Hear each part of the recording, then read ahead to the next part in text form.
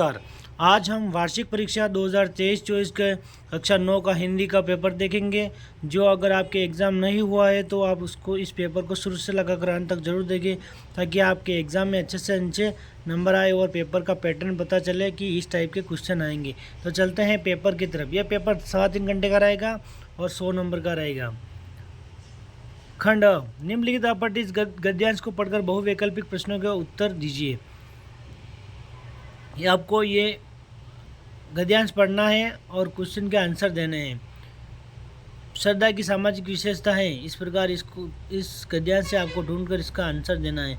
श्रद्धा तो अपने भाव में किसको शामिल करना चाहता है, ये भी आपको वहीं से ढूंढ कर देना। समाज के प्रतिनिधि के रूप में प्रकट की जाती है, ठीक है, इसको भी आपको वहीं से ढूंढ कर देना है। प्रिय पर लोभ व अनन्य अधिकार चाहते हैं, ये भी आपको गद्यांश से ढूंढ कर। श्रद्धा उत्पन्न होती है,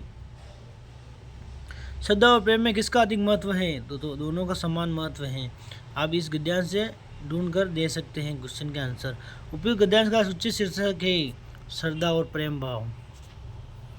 प्रतिनिधि शब्द में समास है, तो इसका भी आपको समास उसमें से ढूंढ कर देना है और समास आपको याद होना चाहिए कि कौन सा समास है ये, ठीक है। निम्नलिखित अपठित पद्यांश को ध्यानपूर्वक पढ़कर निम्न बहुवैकल्पिक प्रश्नों के उत्तर दीजिए, ठीक है।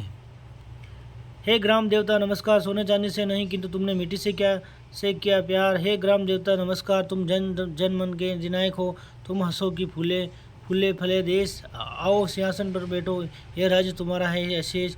रोरा भूमि के नए खेत से नए धान्य से सजे वेश, तुम भू पर रहकर भूमि भार, तीन धारण करते हो मनुष्य शेष। इस प्रकार आपको यह पद्यांश पढ़ना है और क्वेश्चन का आंसर देना है। प्रस्तुत के आधार पर बताइए कि प्रस्तुत पद्यांश के आधार पर बताइए कि कवि ने ग्राम देवता किसे कहा है, तो गांव के देवता को कहा है, ठीक है। ग्राम देवता किससे प्यार करते हैं, तो मिट्टी से। प्रस्तुत काव्य में निम्न से किससे संबंधित है, ग्रामीण परिवेश से। तुम हंसो का क्या तात्पर्य, ईश्वर के हंसने से। जन जन का अधिनायक किसे कहा गया है, गांव के देवता को। उपयुक्त काव्य का शीर्षक बताइए, ग्राम देवता किसान। अधिनायक शब्द में उपसर्ग है अधि।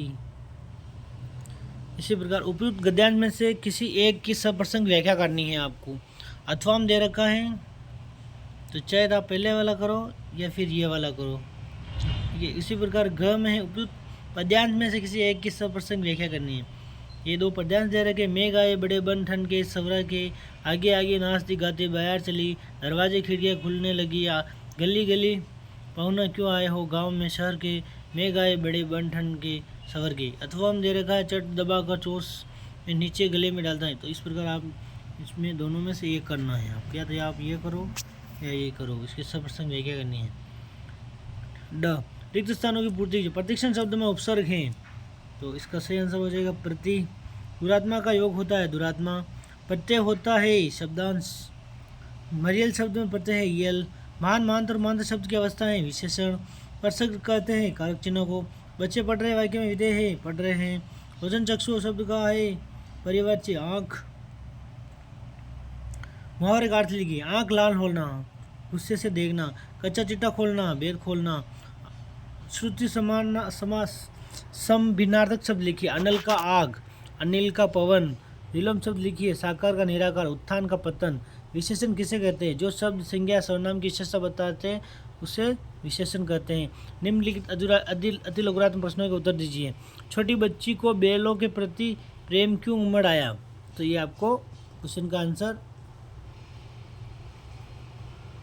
किताब से ढूंढ कर देना है, ठीक है, याद करके देना है। किस घटना ने सालिम अली के जीवन की दिशा को बदल दिया है, उन्हें पक्षी प्रेमी बना दिया है। आपको किताब में जो भी पार्ट है वो अच्छे ढंग से पढ़कर जाना है, ताकि कोई भी क्वेश्चन आ जाए तो आप आसानी से लिख सको। लड़कियों के जन्म के संबंध में आज कैसी परिस्थिति है, तो ये भी आपको वहीं से ढूंढ कर लिखना है या याद करके लिखना है। 5वां है, ब्रजभूमि के प्रति कवि का प्रेम किन किन रूपों में अभिव्यक्त हुआ है, ये भी आपको अच्छे ढंग से पढ़ के जाना है। किस शासन की तुलना तम के प्रभाव से की गई है और क्यों। एकांकी के आधार पर उपमा के चरित्र की विशेषता बताइए। इस जल प्रलय में बाढ़ में कौन सी नदियों के नाम आए हैं। मेरे संग की ओर से शीर्षक कहानी में खीक्या ने सर्वप्रथम किसकी कहानी प्रस्तुत की है? तो ये आपको अच्छे पाठ पढ़ के जाने हैं ताकि एग्जाम में अच्छे लिख सको। निम्न लघुत्तरात्मक प्रश्नों का उत्तर दीजिए। ये लघुत्तरात्मक प्रश्न है 2-2 नंबर के। किन किन घटनाओं से हीरो और मोती में गहरी दोस्ती हो गई? अपनी यात्रा के दौरान लेखक को किन किन घटनाओं का सामना करना पड़ा? ठीक है, इस प्रकार का क्वेश्चन है। लेखक के उपभोक्ता संस्कृति को हमारे समाज के लिए चुनौती क्यों कहा है? हथकड़ियों को गहना क्यों कहा है? कवि ने गाँव को हरता जनमन क्यों कहा है? लिखा कि नानी की आज़ादी के आंदोलन में किस प्रकार की भागीदारी रही है? पहाड़ को बढ़ता देखकर घटनावासियों की क्या प्रतिक्रिया थी? इस प्रकार आपको बुक से अच्छे पढ़ के जाने, क्वेश्चन के आंसर अच्छे ढंग से पढ़ के जाने ताकि आपको एग्जाम में अच्छे लिख सको। निम्नलिखित दीर्घ सूत्री प्रश्नों का उत्तर दीजिए। सांवले सपनों की याद पाठ से क्या प्रेरणा मिलती है? सांवले सपनों की याद पाठ का क्या प्रतिपाद्य स्पष्ट कीजिए। तो अथवा में दे रखा है तो आपको एक लिखना है, या तो ये लिखो या ये लिखो। इसी प्रकार कवि ने कोकिला के मतवाले होने का क्या कारण बताया? अथवा में दे रखा मेघ रूप मेहमान के आने पर वातावरण में क्या परिवर्तन? निम्न में से किसी एक विषय पर निबंध लिखिए। तो ये भी आपको अथवा में दे रखा तो आप एक लिखना है आपको, या ये लिखो या ये लिखो। निम्न में से किस पर एक विषय आत्मनिर्भर भारत, राष्ट्र के उत्थान में नारी बाल विवाह एक अभिशाप, बढ़ता पर्यावरण प्रदूषण एक समस्या। तो आपको 5-6 निबंध भी याद करके जाने हैं ताकि जरूरी नहीं यही आए, आपके एग्जाम में कुछ भी आ जाए तो आप उनको आसानी से लिख सकते हो। ण ज हो गया, ण हो गया। आपके पिताजी का स्थान जोधपुर हो गया है। आपको भी उनके साथ वहाँ जाकर अध्ययन करना है। प्रधानाचार्य जी के स्थानांतर पत्र प्रदान करने के लिए एक प्रार्थना पत्र लिखिए। ये आपको प्रार्थना पत्र लिखना है। उदयपुर निवासी मित्र अभिषेक और राज्य स्तरीय खेलों के हॉकी प्रतियोगिता में राज्य पदक के लिए उपलक्ष्य में बधाई पत्र लिखना है। या तो आप प्रार्थना पत्र लिखो या बधाई पत्र लिखो, ठीक है। आपको जो अच्छा लगे वो लिखो, ठीक है। कवि माखनलाल चौधरी का जीवन परिचय दीजिए और लेखक श्यामाचंद्र दुबे का साहित्यिक परिचय दीजिए। ये भी अथवा में दे रखा है तो आपको यही लिखना है। नेक्स्ट है निबंधात्मक प्रश्न। कवि सुमित्रानंद पंत द्वारा लिखित ग्राम श्री कविता में व्यक्त प्रकृति के विभिन्न रूपों को विस्तार से समझे। मेघ आए कविता का सार अपने शब्दों में लिखिए। अथवा में दे रखा है तो इसमें से भी आपको एक लिखना है, चाहे तो आप ये लिखो चाहे ये लिखो। तो आपको बुक्स अच्छे ढंग से पढ़ के जानी है ताकि आपके एग्जाम में कोई भी क्वेश्चन आ जाए तो आप उसको उसके हिसाब से लिख सकते हैं। इस प्रकार इस वीडियो को यही समाप्त करते हैं। जय हिंद, जय भारत। अगले वीडियो मिलते हैं।